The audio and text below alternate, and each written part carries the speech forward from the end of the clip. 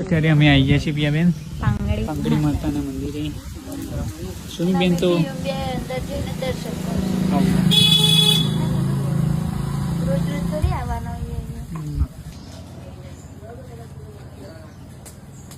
તું તો ગમે તે પણ આ જગ્યાની લોકેશન જોરદાર. શું કેવું પિયાબેન? જો એકદમ બોકડા બોકડા વચ્ચે એની એવી જગ્યા છે ને. કા બોલતે અમાર રુદ્રાંશ નું પૂછો છે રુદીડા તો શું ખાવા પડે? બધું એ ખબર પડો એમ ના પડે ને. શું કેવું લે એવું કરે સુમી બધામાં. સુમીબેન તો જવા જોવાય ખાવાનું કામ.